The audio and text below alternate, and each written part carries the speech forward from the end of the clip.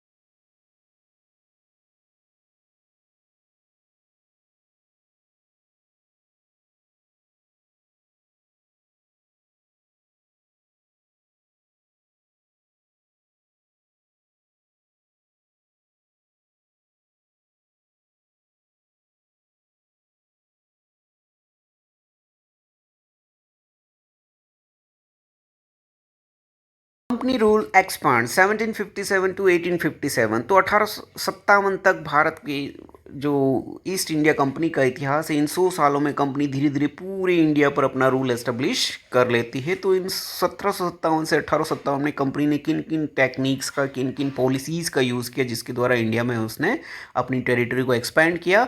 तो स्टार्ट करते हैं कि सबसे पहले तो बैटल ऑफ बक्सर के बाद 1764 के बाद company appointed a new type of officers in India. They were called as residents. उन्हें रेजिडेंट्स कहा जाता था। रेजिडेंट ईस्ट इंडिया कंपनी के वो ऑफिसर्स होते थे जो भारतीय राजाओं के राज्य में रहते थे और वो जो है पॉलिटिकल और कमर्शियल एजेंट के रूप में काम करते थे और उनका मेन रोल होता था भारतीय राजाओं के राज्य में रहकर कंपनी के इंटरेस्ट, कंपनी के फायदे के लिए जो कुछ भी हो सकता है वो करना, चाहे वो पॉलिटिकल हो, कमर्शियल हो, किसी भी तरह का कंपनी को फायदा हो, उस उद्देश्य से इन रेजिडेंट्स को भारतीय राजाओं के राज्य में नियुक्त किया गया। तो residents were the officer appointed in the Indian states for political और कमर्शियल पर्पस।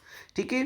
दो the residents the company official began intervening. ठीक है। तो थ्रू द रेजिडेंट्स, इन रेजिडेंट्स के थ्रू धीरे धीरे ईस्ट इंडिया कंपनी ने भारतीय राजाओं के इंटरनल मैटर्स में इंटरफियर करना स्टार्ट कर दिया और यहाँ तक कि ये जो रेजिडेंट्स होते थे, they try to decide who was to be the successor to the throne and who was to be appointed in the administrative post.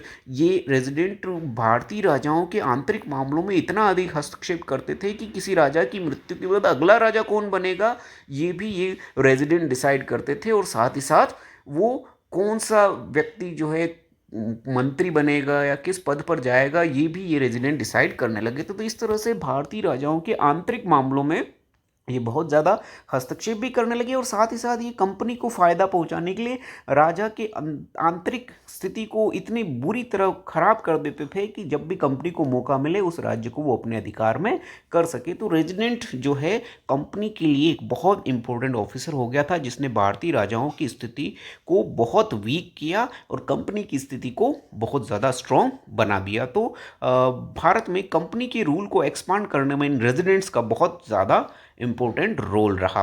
फिर उसके बाद अगर दूसरी हम बात करें, सबसे ज़्यादा जिस चीज़ ने कंपनी के रूल को एक्सपांड किया वो था सब्सिडियरी अलायंस, या जिसको हम सहायक संधि कहते हैं। ये सहायक संधि जो है रिचर्ड वेलेस्ली द्वारा स्टार्ट की हुई मानी जाती है, और इस संधि के अंतर्गत जो है सबसे पहली शर्त ये होती थी कि राजाओं को उनकी सुरक्षा का वादा किया जाता था। ये सब्सिडियरी अलायंस या सहायक संधि भारतीय राजाओं के साथ की जाती थी, और भारतीय राजाओं को इसमें ये वचन दिया जाता था कि उनकी रक्षा अंग्रेजी सेना करेगी। They were to be protected by the company. Company की सेना जो है उनकी रक्षा करेगी, और इस रक्षा या इस सेना के बदले में हैड टू पे फॉर द सब्सिडरी फोर्सेस। जो भी सेना राजा के राज्य में रहेगी उसका सारा खर्चा राजा को उठाना पड़ेगा, that the company was suppose to maintain for the purpose of this protection. तो इस राजा की सुरक्षा के या राज्य की सुरक्षा के बदले में जो कंपनी की सेना भारतीय राजाओं के राज्य में रहेगी उसका खर्चा भारतीय राजा को देना पड़ेगा, और कंपनी जो है उस राजा की तरफ से उनको प्रोटेक्शन देगी। तो ये बहुत ही प्लान जो है बहुत ही चालाकी से बनाई गई योजना थी, जिसको भारतीय राजा समझ ही नहीं पाए, और उन्हें लगने लगा कि जब कंपनी की सेना हमारी रक्षा करेगी तो फिर हमें कोई युद्ध में हरा ही नहीं सकता, और जब कोई हरा ही नहीं सकेगा तो उनका राज्य जो है बिल्कुल सुरक्षित हो जाएगा, और इस तरह से वो निश्चिंत हो जाएंगे। और इस तरह से इन राजाओं ने अब अपनी खुद की सेना पर ध्यान देना बंद कर दिया, या धीरे धीरे उसको जो है उनकी संख्या कम करना स्टार्ट कर दिया, और इसका रिजल्ट ये हुआ कि भारतीय राजाओं की जो मेन शक्ति थी, मूल ताकत थी, वो उनकी सेना थी। वो सेना इस सब्सिडियरी अलायंस से धीरे धीरे करके ख़त्म होने लगी, कमज़ोर होने लगी, और यही एक बहुत बड़ा रीज़न था कि जब राजा को अंग्रेज़ों के खिलाफ लड़ने की ज़रूरत पड़ी तो उसके पास खुद अपनी सेना ही नहीं थी, क्योंकि वो खुद जो है अंग्रेजी सेना पर निर्भर था, और इसी निर्भरता ने धीरे धीरे भारतीय राजाओं को बिल्कुल जो है अंग्रेजों की दया पर छोड़ दिया। और इस सब्सिडियरी अलायंस ने इस सुरक्षा के इस वादे के साथ ही धीरे धीरे भारतीय राजाओं को अपने शिकंजे में कस लिया। If the Indian rulers fail to make the payment then part of their territory was taken away as penalty. फिर इस सब्सिडियरी अलायंस की तीसरी शर्त ये थी कि इस सेना का खर्चा अगर राजा समय पर नहीं दे पाएगा तो उसे पेनाल्टी देनी पड़ेगी, और पेनाल्टी नहीं दे पाता है तो ऐसे में उसकी राज्य का कुछ भाग जो है ईस्ट इंडिया कंपनी पेनाल्टी के रूप में ले लेगी। तो इस तरह से बहुत सारे राजा समय पर खर्चा नहीं दे पाते थे, और उनका धीरे धीरे करके राज्य का कुछ कुछ भाग अंग्रेजों के नियंत्रण में चला जाता था। और Indian rulers were not allowed to have their independent arm force. इस संधि का सबसे महत्वपूर्ण जो बिंदु था ये था कि राजाओं को अपने खुद की स्वयं की सेना रखने की परमिशन नहीं थी, यानी जो भी सहायक संधि करेगा उसे अंग्रेजी सेना पर ही पूर्णतः निर्भर रहना पड़ेगा। तो ये सब्सिडियरी अलायंस थी। रिचर्ड वेलेस्ली जो कि भारत के गवर्नर जनरल थे, उनके बनाया हुआ बहुत प्लान जो है बहुत ही सक्सेसफुल योजना रही। भारतीय राजा इसके जाल में फंस गए। धीरे धीरे करके उन्होंने अपनी प्रोटेक्शन के लिए इस संधि को स्वीकार करना स्टार्ट कर दिया, और जैसे जैसे स्वीकार करते गए वो अंग्रेजों के चंगुल में फंसते गए, और बाद में कभी वो इस चंगुल से निकल ही नहीं पाए। इस योजना में सबसे पहले जो है प्रोटेक्शन का जो प्रयास है वो हैदराबाद के निज़ाम द्वारा किया गया। He signed the treaty first. Subsidiary alliance को सबसे पहले उनके द्वारा जो है किया गया, और उसके बाद धीरे धीरे बहुत सारे भारतीय राजाओं ने इसको स्वीकार कर लिया। कुछ राजाओं ने इसको एक्सेप्ट नहीं किया, और उनके साथ फिर जो है कंपनी और कंपनी की सेनाओं को युद्ध लड़ना पड़ा। और ऐसे मना करने वाले शासकों में जो था, एक था मैसूर का सुल्तान टीपू, और जिन्हें द टाइगर ऑफ मैसूर भी कहा जाता है, मैसूर का शेर या टाइगर ऑफ मैसूर। तो मैसूर की कहानी जो है, मैसूर दक्षिण भारत में कर्नाटक राज्य में स्थित एक छोटा सा राज्य है, और ये धीरे धीरे करके भारत के एक शक्तिशाली राज्यों में बनने लगा था under the leadership of the powerful rulers like Hyder Ali, who ruled from 1761 to 1782, and his son Tipu Sultan who ruled from 1780 to 1799। तो दो ये राजा थे, हैदर अली और टीपू सुल्तान। इन दोनों की लीडरशिप में मैसूर एक शक्तिशाली राज्य बना था। मैसूर को शक्तिशाली बनाने में हैदर अली का बहुत योगदान था, और हैदर अली जो है इस साम्राज्य को शक्तिशाली और संयुक्त रख पाया, और उसके बाद टीपू सुल्तान के आने समय में अंग्रेज इतने शक्तिशाली हो गए थे कि धीरे धीरे उन्होंने टीपू सुल्तान को युद्ध में हराया। अब मैसूर जो है वो शक्तिशाली बना, उसका एक बहुत बड़ा रीज़न था कि मैसूर का जो है बहुत ज़्यादा व्यापार जो है मलाबार कोस्ट से होता था, और यहाँ से कंपनी भी जो है ब्लैक पीपर और कार्डेमम जो है वो उनसे परचेज करती थी। In 1785 Tipu Sultan stop the export of sandalwood, pepper and cardamom through the ports of his kingdom and disallowed local merchants from trading with the company. ठीक है, अब टीपू सुल्तान और कंपनी के बीच झगड़ों के जो कुछ कारण है उसमें साम्राज्य पाने की इच्छा तो एक थी कि कंपनी जो है टीपू सुल्तान को हरा कर उसका साम्राज्य लेना चाहती थी, और टीपू सुल्तान भी कंपनी को वहाँ से भगाकर एक स्वतंत्र राजा की तरह शासन करना चाहता था, और दोनों की महत्वाकांक्षाएं तो थी, लेकिन इसके अलावा टीपू सुल्तान जो है कंपनी से बहुत नफरत भी करता था। उसने अपने राज्य के अंदर जो है चंदन की लकड़ी, काली मिर्च, इलायची जितने भी थे उन सब का व्यापार जो है वो कंपनी के साथ बंद करा दिया, यहाँ तक कि लोकल लोगों को भी उनके साथ व्यापार करने की मनाही कर दी। तो ये एक बहुत बड़ा रीज़न था जिसकी वजह से east India company Tipu Sultan को अपना सबसे बड़ा दुश्मन मानने लगी।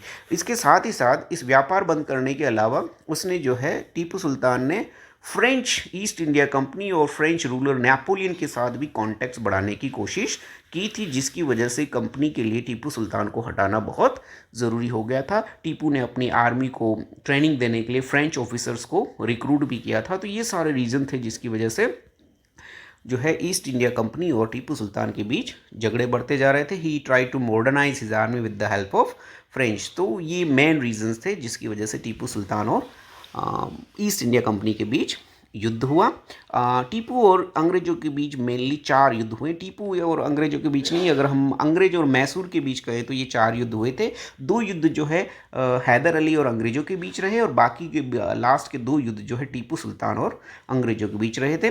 First battle between the Mysore and East India Company was fought in between 1767 to 1769, और इस बैटल में हैदर अली जो है विनर रहा। दूसरी बैटल जो हुई 1780 से 84 के बीच में रही, उस बैटल में भी जो है मैसूर ही विनर रहा, लेकिन इस बैटल के बीच में ही 1782 में हैदर अली की डेथ हो गई और टीपू सुल्तान ने जो है लीडरशिप संभाली, और जो है मैसूर उसमें विनर रहा। अब इन दोनों ही युद्धों में मैसूर की विजय का जो मुख्य कारण है वो ये माना जाता है कि हैदर अली जो है उसने अपने पड़ोसी निज़ाम, हैदराबाद के निज़ाम और मराठों के साथ मित्रता का संबंध बनाए रखा, और उसी मित्रता की वजह से ईस्ट इंडिया कंपनी जो है वो मैसूर को हरा नहीं पाई। लेकिन इसके बाद जो है जो 3rd और 4th बैटल हुए थे उसमें मराठों और निज़ाम के साथ मैसूर के संबंध बिगड़ गए थे, और अंग्रेज़ों ने इन दोनों के साथ संबंध अच्छे कर लिए, और उसका रिजल्ट जो है ये रहा कि टीपू जो है अकेला रह गया। In 3rd battle was fought in the year 1790 to 92। Tipu was defeated and treaty of Seringapatam was signed. 3rd battle में जो टीपू सुल्तान बुरी तरह से हारा, और हारने के बाद टीपू सुल्तान को श्रीरंगपट्टनम जो कि उनकी राजधानी थी वहाँ की एक संधि स्वीकार करनी पड़ी, जिसमें उसका आधा राज्य अंग्रेज़ों ने ले लिया। उसके 2 पुत्रों को भी जमानत के रूप में अंग्रेज़ों ने अपने पास रख लिया था, और उस पर बहुत अधिक जुर्माना भी लगाया गया। और उसके बाद जो है टीपू अंग्रेज़ों से अपनी हार का बदला लेना चाह रहा था, और अंग्रेज अब टीपू के पूरे साम्राज्य को ही अपने नियंत्रण में लेना चाह रहे थे। उन्होंने टीपू के सामने जो सब्सिडरी अलायंस का प्रस्ताव रखा, लेकिन टीपू ने उसको एक्सेप्ट करने से मना कर दिया, और उस समय भारत का वायसराय, भारत का गवर्नर जनरल जो था वो रिचर्ड वेलेस्ली, लॉर्ड वेलेस्ली जो था वो था, तो उसने 1799 में मैसूर पर आक्रमण कर दिया और टीपू सुल्तान जो है श्रीरंगपट्टनम के महलों में लड़ता हुआ मारा गया। और इस तरह से टीपू सुल्तान की हार हुई और उसकी हार के साथ ही टीपू का जो मैसूर राज्य था अंग्रेज़ों ने अपने अधिकार में ले लिया।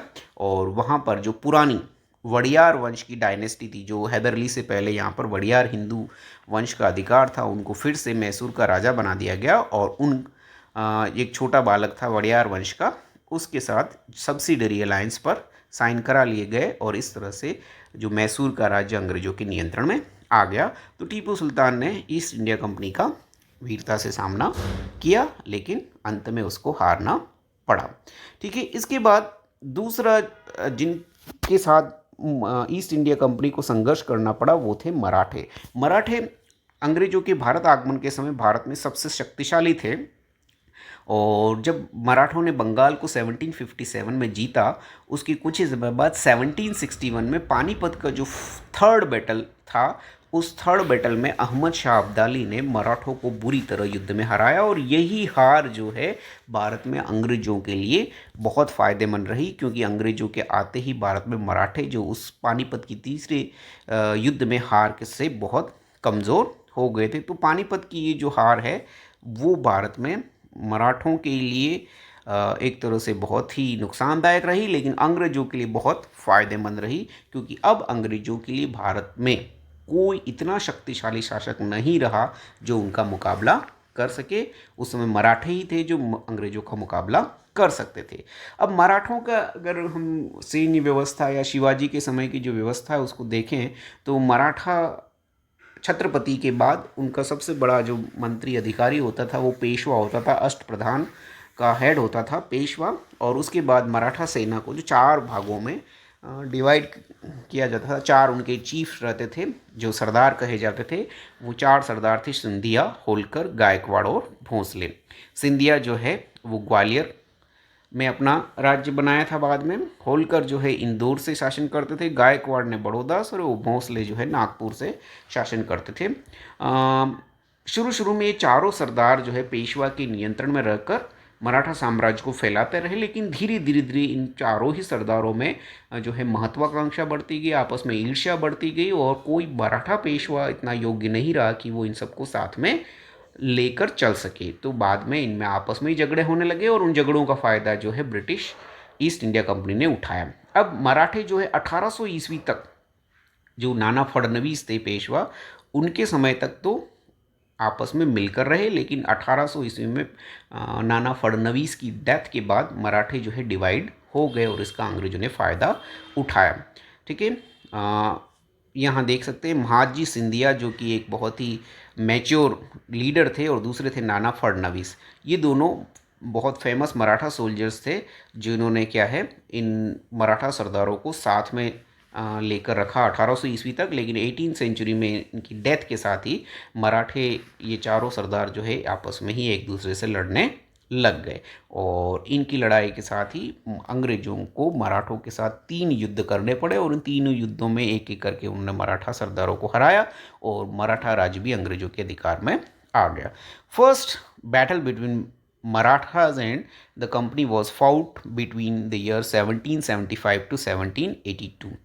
1775 से 82 के बीच में पहला आंग्ल मराठा युद्ध हुआ, अंग्रेजों मराठों के बीच युद्ध हुआ, जिसमें राघोबा रघुनाथ राव द्वारा जो है अंग्रेजों से मिलकर कोशिश की गई खुद पेशवा बनने की, लेकिन मराठा सरदार साथ में थे नाना फडणवीस की लीडरशिप में और मराठों की इस एकता की वजह से क्या है अंग्रेजों को हारना पड़ा। और फिर जो है 1782 में सालबाई की संधि जो है हुई और उसके बाद कंपनी ने मराठों को विश्वास दिलाया कि वो उनका हमेशा साथ देंगे।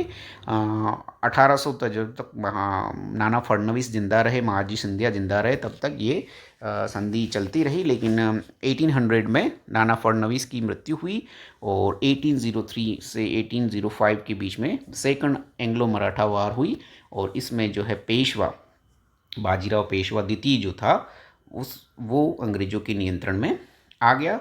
और थर्ड जो है 1817 से 1819 के बीच में पेशवा को उसके पद से ही हटा दिया गया और जितने भी ये दूसरे मराठा सरदार हैं इन सब ने जो है सब्सिडरी अलायंस या सहायक संधि स्वीकार कर ली।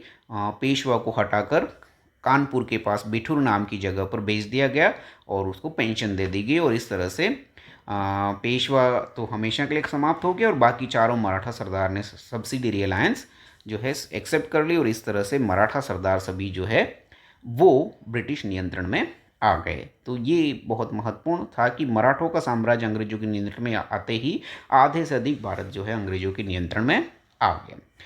फिर अंग्रेजों ने इन युद्धों के अलावा कुछ इस तरह की पॉलिसी भी चलाई जिसकी वजह से भी उनका साम्राज्य भारत में बढ़ने लगा। Under Lord Hastings governor general from 1813 to 1823 a new policy of paramountcy was initiated.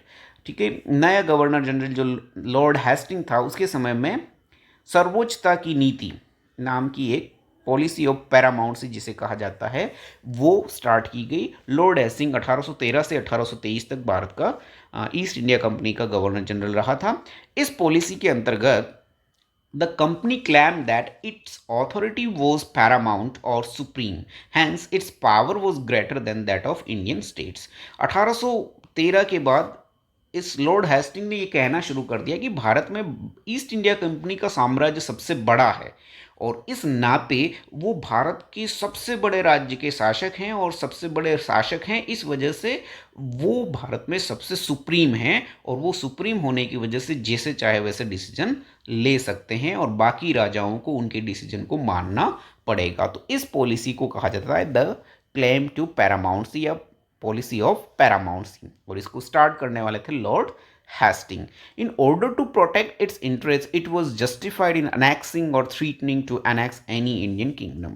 अब वो जो सबसे सुप्रीम है, सबसे पावरफुल है, तो ऐसे में वो भारत के किसी भी राज्य को चाहे तो अंग्रेजी राज्य में मिला सकते हैं, कभी भी ले सकते हैं और इसी नीति को जो है पॉलिसी ऑफ पैरामाउंसी कहा जाता है। तो ये भी एक नीति थी जो कुछ समय तक चलाई गई थी और इस नीति के द्वारा भारत के एक राज्य को अंग्रेजी राज्य में मिलाने की कोशिश की गई थी और वो राज्य था एक छोटा सा राज्य जिसका नाम था कित्तूर। ठीक है, कर्नाटका में कित्तूर नाम का एक छोटा सा राज्य था। when the British tried to annex the small states of Kittur in Karnataka today, Rani Chennamma to arms and led an anti British resistance movement. ठीक है, तो कित्तूर का साम्राज्य को मिलाने की कोशिश की गई। ऐसे में वहाँ की रानी चेन्नम्मा ने इसका विरोध किया और उन्होंने सशस्त्र जो है अंग्रेजों से युद्ध किया। She was arrested in 1824। उनको 1824 में गिरफ्तार कर लिया गया और जो है जेल में ही 1829 में उनकी मृत्यु हो गई। लेकिन रानी चेन्नम्मा जब तक जेल में थी फिर भी कित्तूर का जो मूवमेंट था, स्ट्रगल था, वो ख़त्म नहीं हुआ था क्योंकि उनके एक वफादार चौकीदार जो थे उनका नाम था Rayanna. A poor chowkidar of Sangoli in Kittur carried out the resistance with popular support. He destroyed many British camps and records. He was caught and hanged by the British in 1830।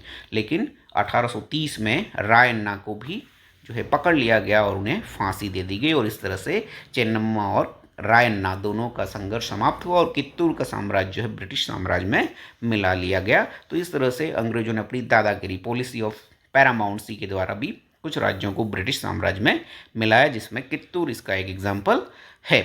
फिर अंग्रेजों ने नॉर्थ वेस्ट की तरफ, क्योंकि बंगाल जीत लिया था उन्होंने, दक्षिण में मैसूर जीता, मराठा राज्य जीता, हैदराबाद का निज़ाम सहायक संधि एक्सेप्ट कर चुका था, तो लगभग दक्षिणी और पूर्वी पूरा भारत उनके नियंत्रण में आ चुका था। राजस्थान के बहुत सारे राजपूत राजा ने सब्सिडरी अलायंस एक्सेप्ट कर लिया था, तो लगभग पूरा मध्य दक्षिणी भारत अंग्रेजों के नियंत्रण में आ चुका था। तो ऐसे में फिर अंग्रेजों ने पश्चिम की तरफ अपनी सीमाओं को बढ़ाने के बारे में सोचा और पश्चिम की तरफ उनकी सीमाओं को बढ़ाने का एक रीज़न ये था कि in the late 1830s the East India company became worried about Russia.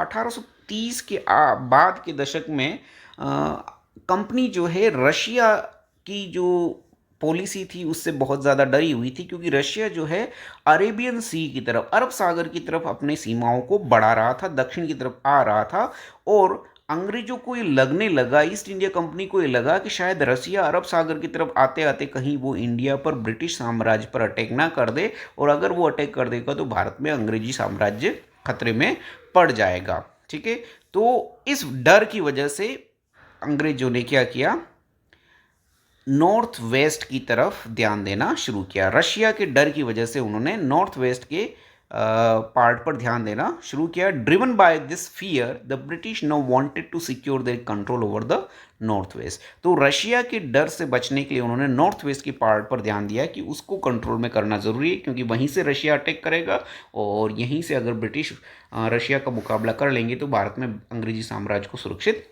रखा जा सकता है। तो इस तरह से ये रशिया के फियर की वजह से नॉर्थ वेस्ट की पार्ट पर ध्यान दिया गया। They fought a prolonged war with Afghanistan, और नॉर्थ वेस्ट में अफगानिस्तान में ही उन्होंने रशिया को रोकने की कोशिश की, और अफगानिस्तान में अंग्रेजों ने बहुत लंबे समय तक 1838 से लेकर 1842 तक एक बहुत लंबी लड़ाई अफगानिस्तान और वहाँ के राजा दोस्त मोहम्मद और उन सब के साथ लड़ी, लेकिन अफगानिस्तान को वो पूरी तरह से कभी कंट्रोल में नहीं कर पाया। अफगानिस्तान की जनता ने अंग्रेज़ों का बहुत विरोध किया और लास्ट में इनडायरेक्ट वे में उन्होंने दोस्त मोहम्मद से दोस्ती करके क्या है, अफगानिस्तान को अपना मित्र बनाने की कोशिश की, लेकिन वो पूरी तरह कभी नहीं हो पाया।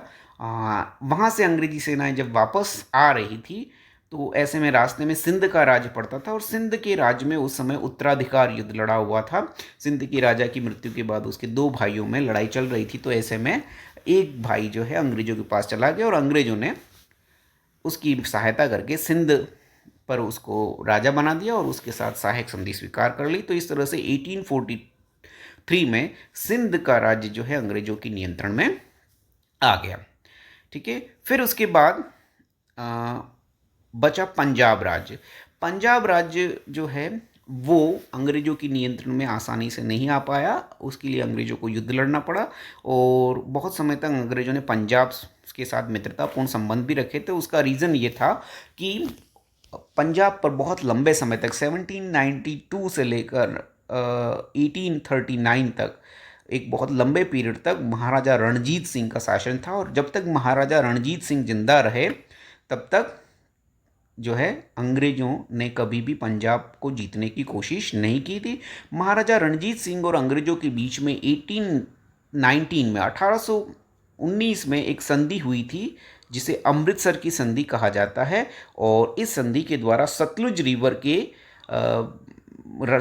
रिवर को दोनों ने अपने अपने राज्य की सीमा स्वीकार कर लिया, और इस संधि का दोनों ने पालन किया जब तक रणजीत सिंह जिंदा रहे। लेकिन Maharaja Ranjit Singh was died in 1839। 1839 में महाराजा रणजीत सिंह की मृत्यु हो गई, और जैसे ही उनकी मृत्यु हुई उसके बाद उनका पुत्र जो दिलीप सिंह था उसकी उम्र बहुत कम थी, तो रानी जिंदान जो है उसने शासन को चलाने की कोशिश की, लेकिन उनके प्रधानमंत्री और सेनापति दोनों के बीच में जो है आपस में कुछ लड़ाइयाँ चल गई, और उसकी वजह से क्या है, उनके जो एक मंत्री थे गुलाब सिंह, उन्होंने कश्मीर वाले राज्य पर अधिकार करके उसको एक स्वतंत्र राज्य के रूप में घोषित कर दिया। तो पंजाब का राज्य जो है उससे कश्मीर अलग हो गया, तो पंजाब भी बहुत कमज़ोर रह गया। और उसके बाद फिर 1943 से 1843 19 नहीं है 1843 से लेकर 1845 में अंग्रेज़ों और सिखों के बीच में दो युद्ध हुए। पहला युद्ध जो है 1843 से 45 के बीच में हुआ, फर्स्ट एंग्लो सिख वार। उसमें अंग्रेज़ों ने सिखों को हराया, और सिखों को हरा के उनका आधा राज्य अपने नियंत्रण में कर लिया। फिर सेकंड एंग्लो सिख वार 1848 से 1849 के बीच में हुआ, और इसमें जो है उन्होंने सिखों को पूरी तरह से हरा दिया। पूरी तरह हराने के बाद उन्होंने जो अल्पवयस्क राजकुमार था दिलीप सिंह को जो है सब्सिडरी अलायंस स्वीकार करा लिया, और इस तरह से दिलीप सिंह के सब्सिडरी अलायंस एक्सेप्ट करते ही पंजाब का राज्य भी अंग्रेज़ों के नियंत्रण में आ गया। और इस समय जो पंजाब के समय governor general east India company का था लॉर्ड डलहौजी, तो डलहौजी ने पंजाब राज्य को अपने नियंत्रण में ले लिया। ठीक है, पंजाब के नियंत्रण में आते ही एक तरह से लगभग भारत के उत्तर से लेकर दक्षिण तक के बहुत सारे राज्य उनके नियंत्रण में आ चुके थे। कुछ छोटे बड़े राज्य अभी भी बचे थे, उन राज्यों को डलहौजी ने अपनी एक नवीन नीति या पॉलिसी जिसे डॉक्ट्रिन ऑफ लैप्स कहा जाता है, बहुत ही पॉपुलर प्रसिद्ध है, दत्तक पुत्र निषेध नीति इसको कहा जाता है, विलय नीति इसको कहा जाता है। इसके द्वारा उसने इन बाकी बचे हुए बहुत सारे राजाओं को अपने नियंत्रण में ले लिया। Lord Dalhousie who was the governor general from 1848 to 1856, 1848 से लेकर 1856 तक वो जो है गवर्नर जनरल रहा था। He devised a policy that came to be known as the doctrine of lapse. उसने एक नई पॉलिसी ईजाद की जिसे विलय नीति, दत्तक पुत्र निषेध नीति या डॉक्ट्रिन ऑफ लैप्स कहा जाता है। इस नीति के अनुसार the doctrine declare that if an Indian ruler died without a male heir his kingdom would lapse, that is become part of company territory. जैसे ही कोई भारतीय राजा बिना किसी संतान के उसकी मृत्यु हो जाती है तो ऐसे में उसका राज्य ब्रिटिश साम्राज्य में मिला लिया जाएगा, और इसी चीज़ को दत्तक पुत्र निषेध नीति कहा जाता है।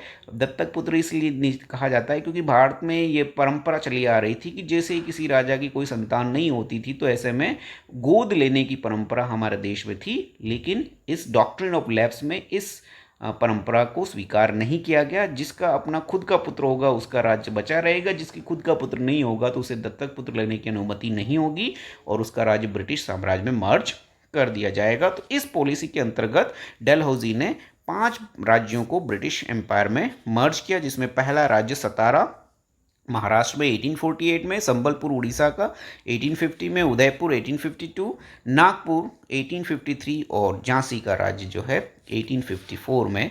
इस तरह से इन 5 राज्यों को ब्रिटिश साम्राज्य में मिला लिया गया। ये बहुत ही विवादास्पद और बहुत ही प्रसिद्ध नीति थी। तो इस तरह से डलहौजी ने डॉक्ट्रिन ऑफ लैप्स के द्वारा बहुत सारे राज्यों को अपने राज्य में मिलाया। इसके बाद उसने जो है अवध को भी जो है करप्शन के चार्जेस लगाकर अवध का राज्य जो है उत्तर प्रदेश का जो राज्य था उसको भी एक तरह से ब्रिटिश एम्पायर में मर्ज कर लिया। तो 1856 तक लगभग भारत के सभी राज्य या तो अंग्रेजों के डायरेक्ट नियंत्रण में थे या सब्सिडरी अलायंस द्वारा इनडायरेक्ट कंट्रोल में आ चुके थे।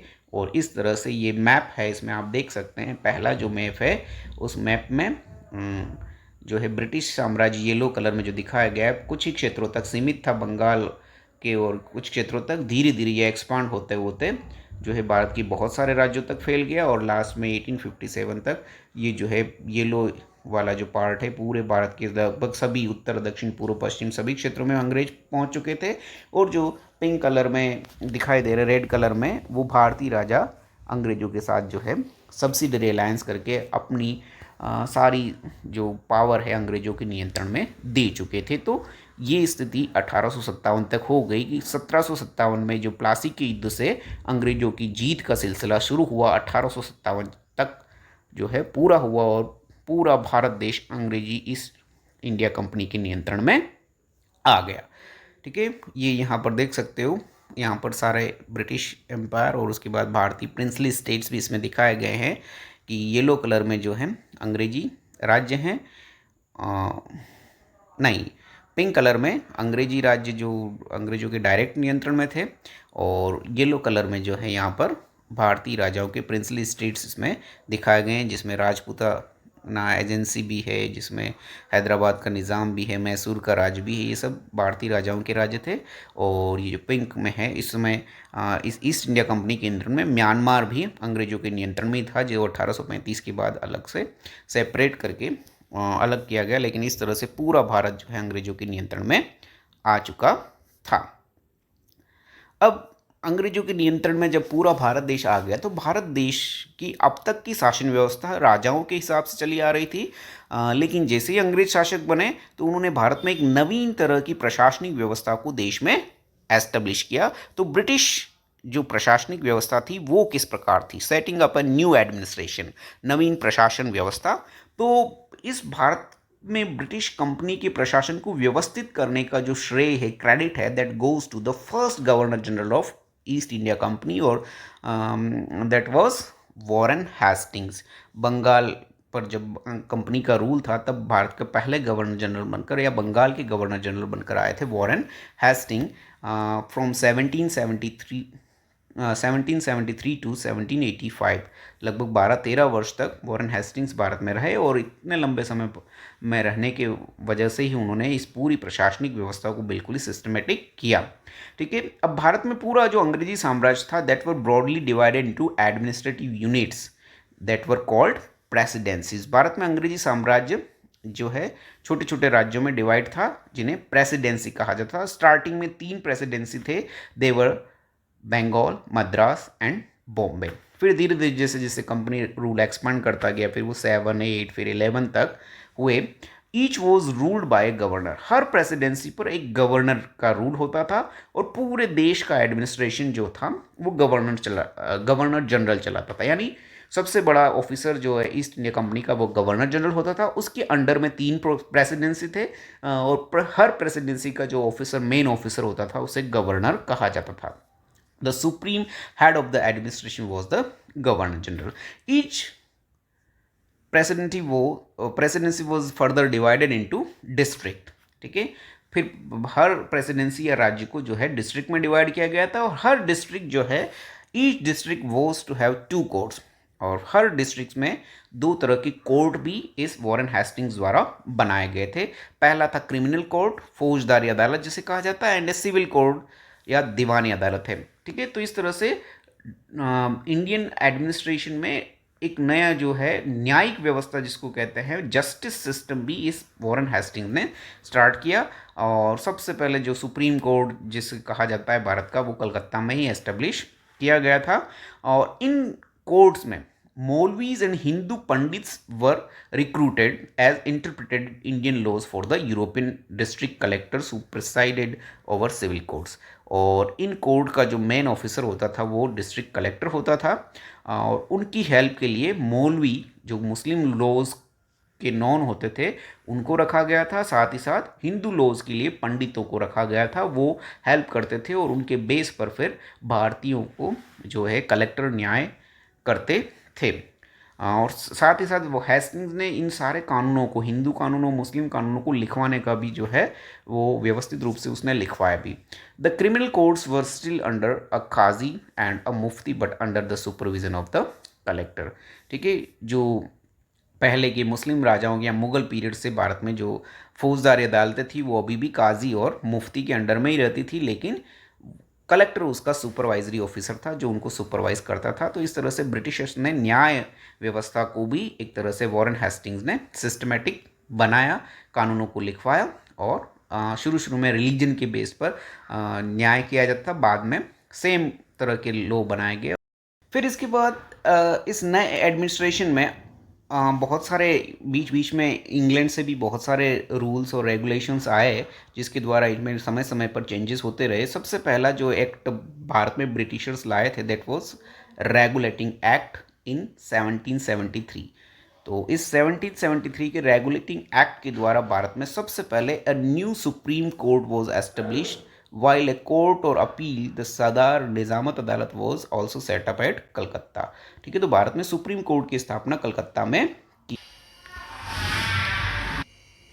इस न्यायिक व्यवस्था का सबसे महत्वपूर्ण अधिकारी, the principal figure in an Indian district was the collector. ठीक है, तो भारत की इस न्यायिक और एडमिनिस्ट्रेटिव व्यवस्था का सबसे महत्वपूर्ण अधिकारी जो इस समय बन गया था वो था डिस्ट्रिक्ट कलेक्टर। ठीक है, अंग्रेजों के आने के बाद भारत की इस प्रशासन व्यवस्था का मेन सेंटर जो है वो डिस्ट्रिक्ट कलेक्टर हो गया था। As the title suggest his main job was to collect revenue. District collector का मेन जॉब जो था वो रेवेन्यू कलेक्ट करना था अपने डिस्ट्रिक्ट से and taxes and maintain law and order in his district. और दूसरा काम उसका जो था अपने अपने डिस्ट्रिक्ट के अंदर मेंटेन लॉ एंड ऑर्डर को मेंटेन करना था विद द हेल्प ऑफ जजेस, पुलिस ऑफिसर्स एंड दरोगास। ठीक है, तो डिफरेंट डिफरेंट ऑफिसर्स उसकी हेल्प के लिए भी थे जिसमें जजेस भी थे और पुलिस ऑफिसर और दरोगास भी थे। His office the collectorate became the new centre of power and patronage. तो इस ब्रिटिश सिस्टम में कलेक्टर का ऑफिस जो है भारत में power of centre of power बन चुका था और जितने भी लोग थे इसी ऑफिस में जाकर अपनी दलीलें, अपनी अपीलें जो है सारी सब कुछ करते थे, यहीं से न्याय और सारी समस्याओं को सुलझाते थे।